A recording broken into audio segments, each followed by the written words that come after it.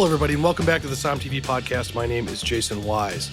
We have a very special episode today. I have Armin Khachaturian, who up in Napa is the director of national sales for Morlaix Family Vineyards and also the co-producer of my new film, Cup of Salvation. Armin is one of the smartest minds I know in wine. He has an incredible wine cellar. And when I say incredible, I'm talking about one of the best curated, insanely beautifully clean wine cellars I have ever stepped footed. Armin, you and I today are going to talk about a couple things. We're going to talk about the recent announcements with Cup of Salvation, which are truly awesome. And I'm so honored to be able to talk about this. And then we're going to count down the top 10 vintages of the last 100 years in wine. Something you're very qualified to do, considering anyone in Napa who's looking for a birth year wine for their grandfather, kid, uncle, they always call this guy I have on the podcast now because he can get wine that no one else can somehow and knows every vintage and every year and what quality it's going to be. So I can't wait to talk about that. So the big news we have is that Cup of Salvation was nominated for the James Beard Award. So this is the third year in a row Som TV, or one of our productions, has been nominated for a James Beard. And I can't even believe I just said that out loud. This one is ultra special, though, because, Armin, how long have we been working on this movie? At this point, well over 5 years. Yeah, long time. Yeah. And I know for you, you are Armenian, and I know that this movie will take a different kind of meaning. And if you have not seen the film, the other big announcement was that Samuel Goldwyn Films has picked up the film for a much wider distribution, which will happen at the end of June. It's already up for pre-order on Apple TV in America and will be available all over the world that way, and Amazon and then other platforms. Don't worry, everyone, it's still on Som TV. Armin, what, as an Armenian, does this announcement, the James Beard Foundation, wider distribution for this film, what does this mean for you? Obviously an emotional thing for me too. It's really big because, I mean, when we started this movie, it was really to tell a story that obviously is about Armenia and winemaking in Armenia, but it also tells a story of ancient people. Armenians have been around for such a long time. And to have our story told through another lens, not just the lens of what happened over 100 years ago, the genocide, and kind of more of a positive, hey, look what they're doing. They're making wine, and they've been making wine for how long? And, you know, I think it's just really important to be able to tell the story of my people. And it's a really personal story, you know. Well, there's that running joke about master sommeliers and Armenians. How do you know if someone is a master sommelier or an Armenian? They'll tell you. They'll tell you. It's like they'll tell you. But when I think about like the fact you're Armenian, and part of the reason, you know, this whole film kind of came together in such an interesting way, you're an American who is born in Tehran, Iran, as an Armenian. I mean, you know, for me, I'm thinking like, yeah, I'm born in Cleveland, and I think my parents were from somewhere in Europe. It's like I got nothing. So just really quick, how is it possible you're born in Iran, you're an Armenian, and you're an American? I just need a little bit of context here. So my grandparents escaped the genocide, ended up in Iran. And my parents were born in Iran. I was born in Iran. When I was a year old in 1977, people there knew what was slowly happening. I mean, the Islamic Revolution didn't happen overnight. So my family in 1977 was like, all right, time to leave. It's been an amazing host country. When the Shah was in charge, they took care of the Christians really well, but they knew what was coming. So we left under political asylum, came to the U.S. in 1977. You know, obviously I relate more to being Armenian than where I was born. But I'm a U.S. citizen, and you know, kind of wild to be able to say that I was born in a country, left when I was a year old, came here to the U.S., and you know, here we are. It's so funny that your profession, chosen and kind of like fate, is wine. I think it's a very fascinating thing. Obviously, as we cover in the film, with a lot of conflict and a lot of like, it's a great story. I'm really proud of this movie. But you know, the Armenians and that part of the world are central to the origin of wine. Iran, Armenia, Georgia, that area of the Caucasus, and that spot is where, if you drink wine at all, that's where it came from, flat out, full stop. And so it's fascinating to me that you finally get a chance to say what a lot of Armenians have been saying, like, hey, you know, this stuff comes from here and comes from this region. So honestly, I personally, having directed the film, want to congratulate you on this nomination, because now more people just get to know about this story. And that's really the point. of when you get a nomination. It's cool and it's great, and you get to hug each other and go, wow, we did it. But you really didn't do anything. What you're really doing is getting more people to know it exists.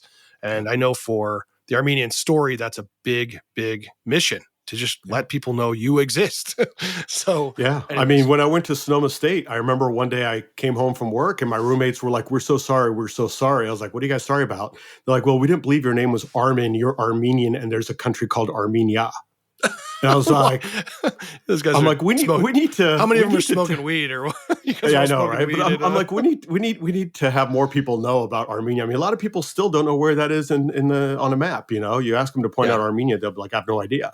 So this helps tell the story of a country and a people and a history that we should all know about. In your defense, I think if you have people point out Nebraska, most Americans are like, I'm not sure where that is either. So I wouldn't worry too much about, the whole thing. I can make fun of my people. So obviously, if you aren't a Somm TV subscriber, go to SommTV.com. We've got hours of bonus features, hours of additional documentaries and commentaries and things. I mean, you taste through a bunch of Armenian wines with the main character of the film. There's lots of stuff there. So go and subscribe. And if not, it's on iTunes for pre-order, and it's going to be coming out much wider in June. And of course, if you're listening, you're part of the reason we did get nominated, because you're so passionate about the stuff we make in this film and everything that it reverberated into that type of a place. So we want to thank you guys too. Without further ado, though, we should talk about what you truly love to talk about. And we'll try to keep this pod under 4.5, 5 hours when we're talking about the greatest vintages of wine in the last 100 years. So this is something I knew I could just call you, didn't even have to prep you, didn't have to say anything other than, hey, you want to talk about the top 10 vintages of the last 100 years? And you're like, yep, I'm in. Yeah. Well, because you're a total nerd and I love it.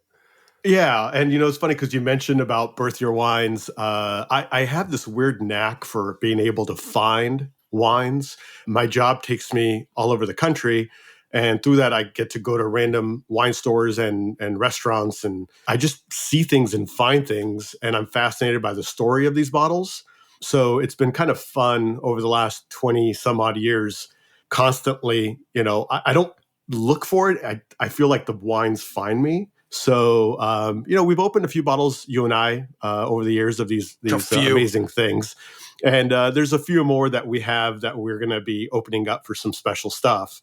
But talking about the top 10 vintages in the last 100 years, of course, these are fighting words for everyone. So this is my opinion, I look forward to others being like, so we did the 100-year thing because, first of all, these are vintages that you have to have actually had. It's not fair if you haven't, because anybody can Google and be like, well, the 1811 Comet vintage was fantastic. It's like, okay, that's great. But unless you've had a faked wine or you're like a Russian oligarch, you've probably not had that wine. Or you your last name is Yakem. So it's just not a common thing. So we took the last 100 years. These are probably not all accessible wines, but they are gettable. You could find them depending on your tax bracket. So, Armin, why don't we start off with the number 10, your opinion, the number 10 best vintage of the last 100 years in wine. What vintage is this? 2013. 2013. So that 2013 makes the list. Yeah, 2013 makes the list because the quality of wines in Napa, particularly in Napa, because when I go off the best vintages, for the most part, they're going to be one part of the world that really did something spectacular. And my number 10 is 2013 Napa Valley. I think 2013 Napa wines the cabs are really well structured, really complex. Ageability is pretty crazy. All the 13s I've tasted are wines that I'm like, this still has time. People ask me all the time, when should I open a bottle? I'm like, remember, you'd rather open a bottle and say this is going to taste great in 5 years than open a bottle and say this would have tasted great 5 years ago. So 13s to me are every 13 I've had, they're all holding up. I had one, I think, a week or two ago, and it was just stunning. So 2013. It's interesting you start with Napa. I mean, we'll get more into this because I know they're not all vintages for America or California, but that's fighting words, man. Your number 10 is a Napa vintage. You, yeah. Of course, you're up there drinking the Napa Kool-Aid, so I'm not surprised you work up there. So that's good. All right, so what's your number 9 vintage? Number 9, 1990. particularly in Burgundy. 1990 is that one vintage from Burgundy that if you come across, pick it up. They're aging phenomenally well. It was a pretty amazing, like when you look at it historically, it was a really great vintage. They're also fairly expensive. 1990 is a pretty expensive vintage in Burgundy. Of course, all Burgundy is really expensive, but when you start looking into some of the older vintages, 1990 particularly is on the pricier side. And there's a reason for that. The wines are developing really, really well.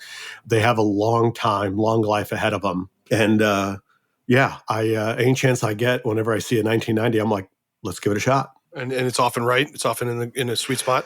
Yeah. For the most part, it's in a sweet spot. There are times where I taste it and I'm like, it needs more time, but it's still, even when it says it needs more time, it's showing you so much potential. And to me, it's that potential that I'm always looking for when I taste a wine. Is it tasting great now? And what is the potential for this? Of course, I love to age wine. I think old wines have a very fascinating story to tell. It's the last chapter of their lives, but not everyone likes older vintage wines. My wife prefers younger vintage. We have friends of ours that the wife prefers younger vintage, the husband prefers older vintage. So, there's no one for everyone. It's what is your personal preference. Yeah, well, I'll drink it all, so whatever. All right, so you're number 8. Number 8 is a tough one, but we're going back to Napa.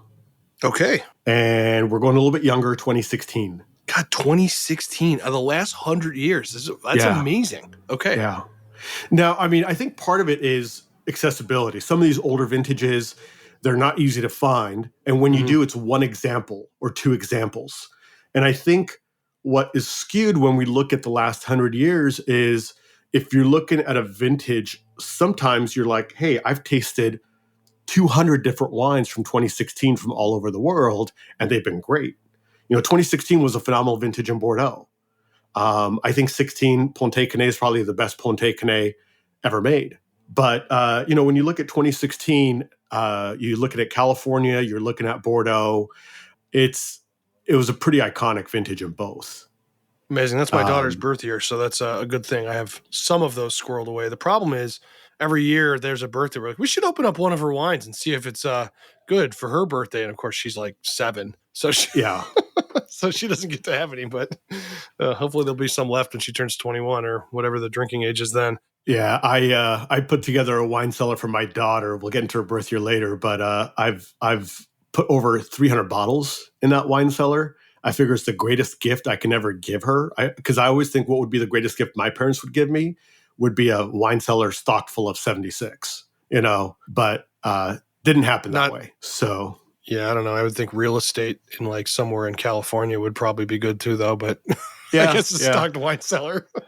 But we're wine people, and sometimes we pick a wine over a gold bar because we're idiots. Yeah, that's true. No, that is true. Yeah, you don't find a lot of rich wine people. No. I love the memes that if I ever stop buying wine, I won't tell anyone, but you'll notice, and it's a guy on a yacht. Right. Well, that's amazing. So, okay, what's your number 7? Number 7, I'm going down to the 70s. 1978. Okay. Not a great vintage in a lot of parts of the world, but 78, 2 places in particular were magic. One is Barolo, and the other one is Rhone. Southern and northern. Yeah. Okay. I think that vintage in both of those places, if you come across any 78 Barolos, I've tasted a handful, maybe a half dozen Barolos from 78, and they're all just absolutely amazing. And also when it comes to Rhone, 78 was one of those vintages that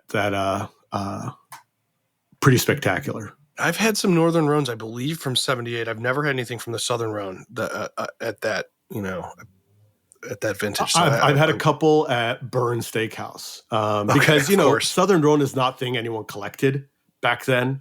So you have to come across places that just happen to have it because they bought too much. And 78 Reyes or something, just like sitting around or? No, they do a lot of Gigal stuff. Okay, that would be good. They have some old Gigals laying around. But 78 Southern and Northern and 78 Barolo. Man, I love Barolo. That, especially at this age when it's a good vintage, that could be the best. every time I have something that's got age that's in good shape, that's from Barolo, I'm like, yep, this is the best region in the world. It's like, this is just I so had back in 18, a friend of mine, her husband was turning 40, and they were going to a restaurant. So I knew they were going to a restaurant for lunch. And so I sent a bottle of 78 Barolo over to the restaurant. And the Somm called me. He's like, I just opened the bottle. Are you sure you want me to serve this to them? I'm like, why? Is it bad? He goes, no, it's quite possibly one of the best examples of 78 Barolo I've ever had. And I was like, no, you already opened it at this point. Why not? Yeah. And he's like, well, can you come by and taste it? I was like, no, I'm not in town, but just have them enjoy it. So that's great. It was pretty fun. Yeah. That is really great. That is fantastic. Yeah. All right. So from 78, your number 6. What is your number 6? 2000 Bordeaux. Okay. I knew this was going to come. Yeah. I knew this was going to be on this list. 2000 Bordeaux, because it was a vintage where not only were the wines great when they're released, but here we are 25 years later, 24 years later, and the wines are still developing.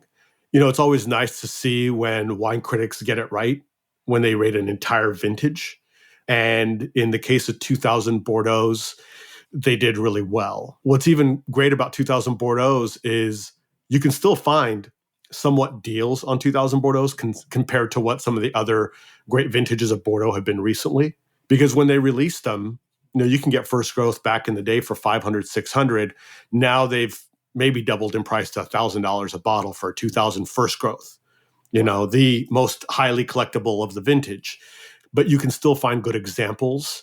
Also, people aren't faking 2000s just yet, because if you're going to fake a bottle, you're going to fake something older, rarer, more sought after. You're not going to, fake a 2000 Mouton when there are probably, thousands of cases still in people's cellars, Makes sense. I had a 2000 Chateau Palmer, which was unbelievable. I do wish I had held on to it longer.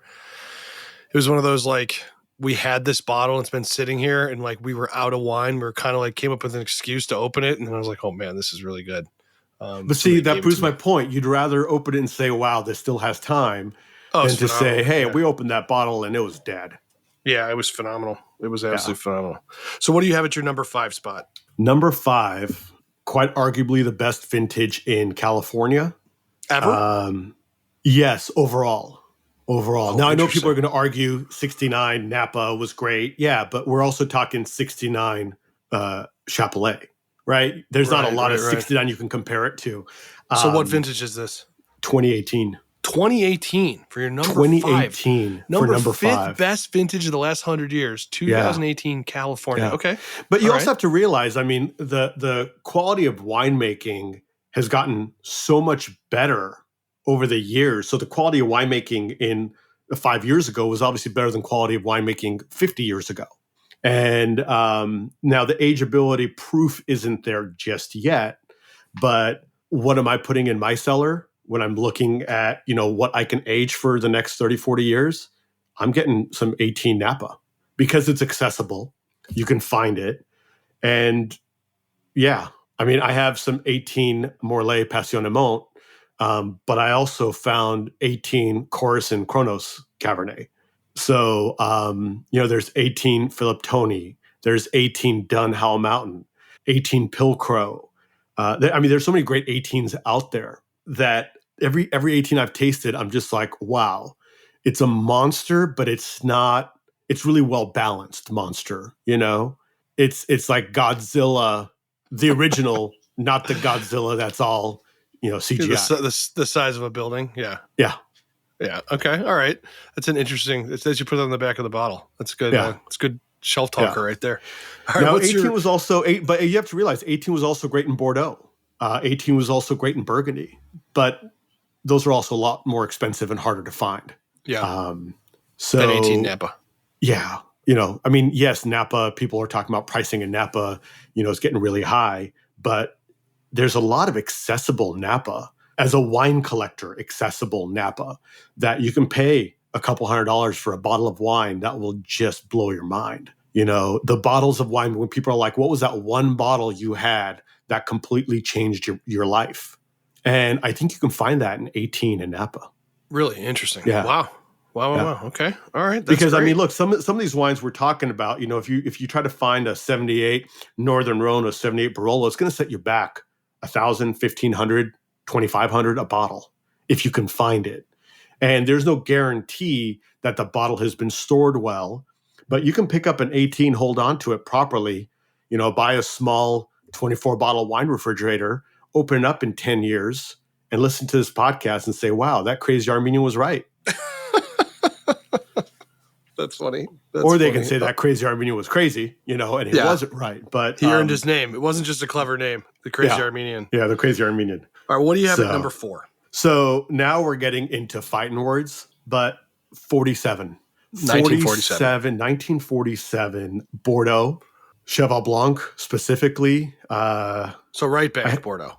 Yeah, I had that one time and I was absolutely mesmerized. I was like, how is this tasting so lively? So now I had this probably 15, 20 years ago, and I didn't think I was going to have it. I never thought I'd have a wine like that, but it was quite magical. And I was going into it excited because it was my mom's birth year.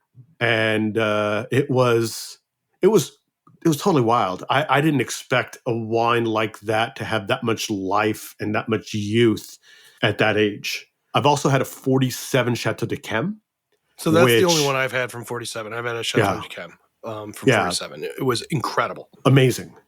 It was, but Chateau d'Yquem I don't know how the acid still existed. The way the wine was so balanced, but still had acid, completely balanced with the sweetness. It was very, very, very interesting. I can still taste it thinking about it. Well, that's the great thing about Sauternes. Sauternes young is really high acid. Sauternes with age, the acid is still there, but then it becomes really complex. I love Sauternes with Roquefort cheese. I love Sauternes with seared foie, and I know not everyone loves foie, but don't kill me. I've had foie in my life before, and I like it. Yeah, there are some food and wine pairings that to me just go really, really well. Stone crab claws and white Bordeaux. A lot of people want to do champagne or Burgundy, but I think white Bordeaux is such a more exciting pairing with stone crab claws because it adds something to it. But back to the vintage 47, Bordeaux and Chateau d'Yquem. I think those two, Cheval Blanc and Chateau d'Yquem, I think those two were pretty magical. I would imagine Bordeaux is going to dominate a lot of the top of this list. So I'm just guessing here, but 47 is widely known as a great vintage, though. It's not just the 2 bottles you've had. I mean, that's post-war. I mean, God, can you imagine what Europe and particularly Bordeaux, which was really hurt by World War II? I mean, really affected. I can only just imagine what a victory that would be to have such a good vintage right that soon after the war.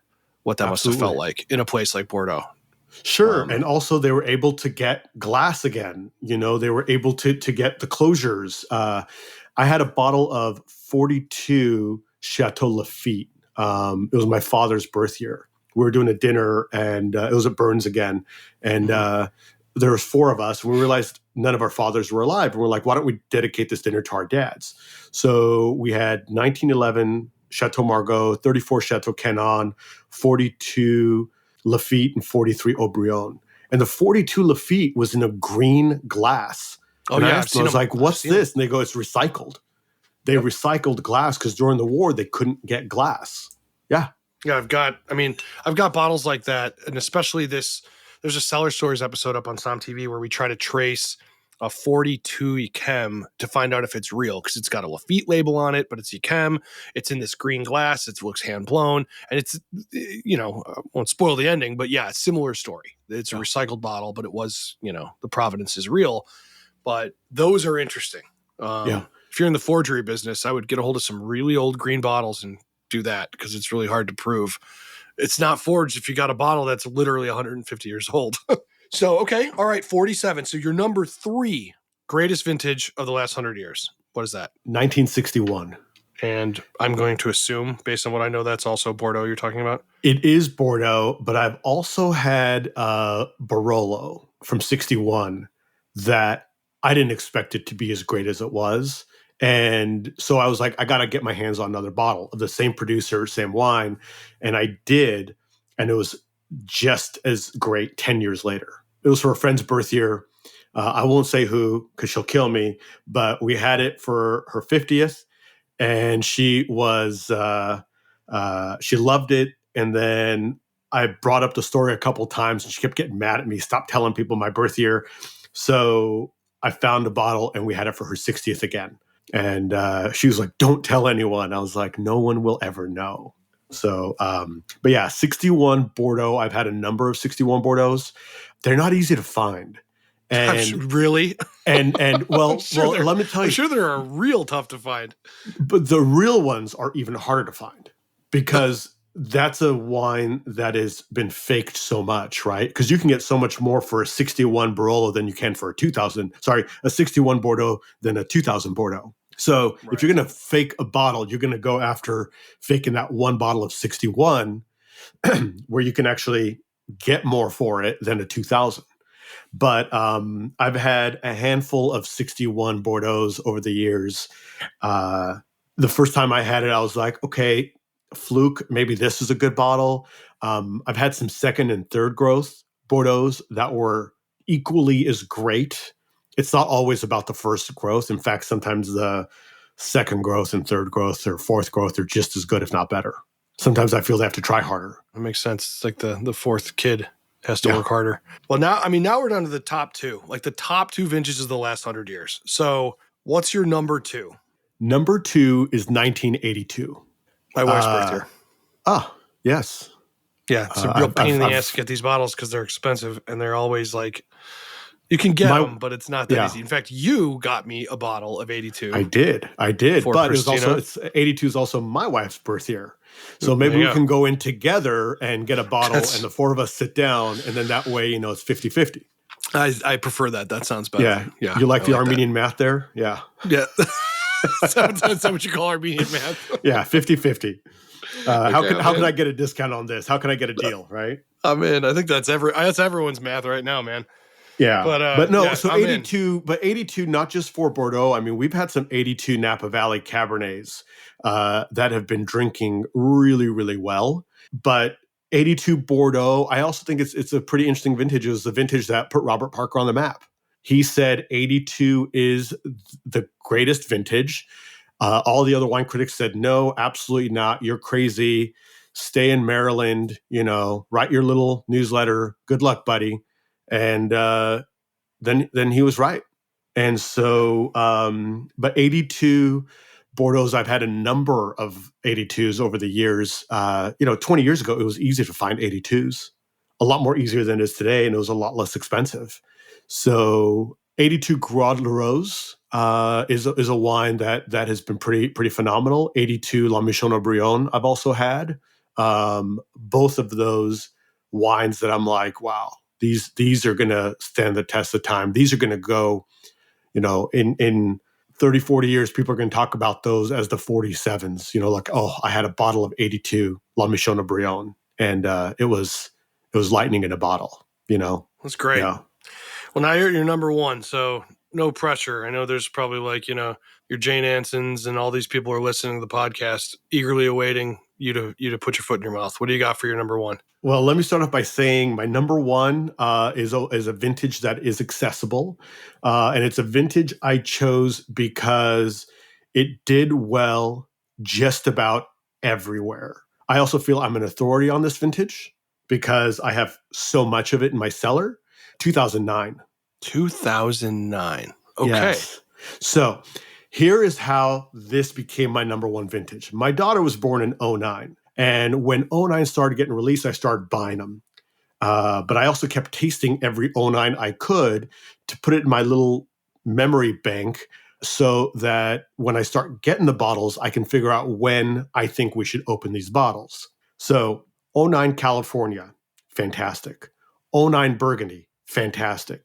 2009 Bordeaux, fantastic. 2009 Champagne, fantastic. 2009 Rhone, super fantastic. 2009 Riesling, stunning. 2009 South Africa. 2009 Australia.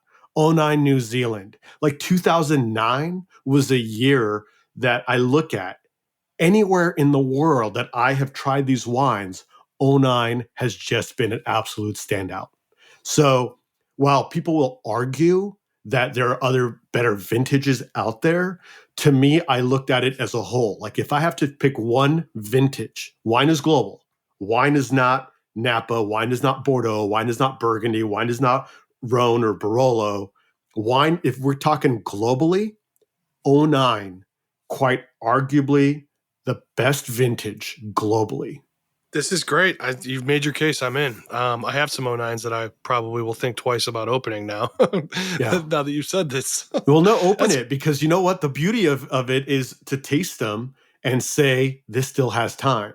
The worst thing you can ever do is open a bottle and say, should have opened that sooner.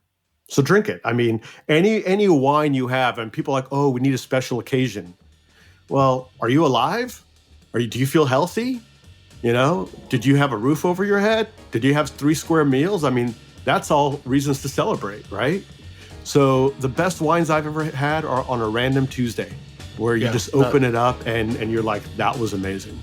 Well, I mean, I really, really appreciate this. I knew you'd be the guy for this conversation. So it's great to talk through this. I hope everyone took notes. There will be a test on this later on. Go to Somm TV. Obviously, with the new news of the James Beard Award, whether you've seen Cup of Salvation or not, rewatch it, watch it for the first time, pre-order it on iTunes, which it's up for right now in the Apple TV or whatever they call it now in America. It'll be other places, and it's coming. Don't worry. I know you all are like, what about Amazon? It will be there. But go to SommTV.com now, and you can watch that. Hours and hours of bonus features. I want to thank our producer, John Adams. I want to thank you, Armin, for being on the pod. And I want to thank everybody who listened to this. Please drink something from 1947 for me, and everybody behave yourselves. We'll talk soon.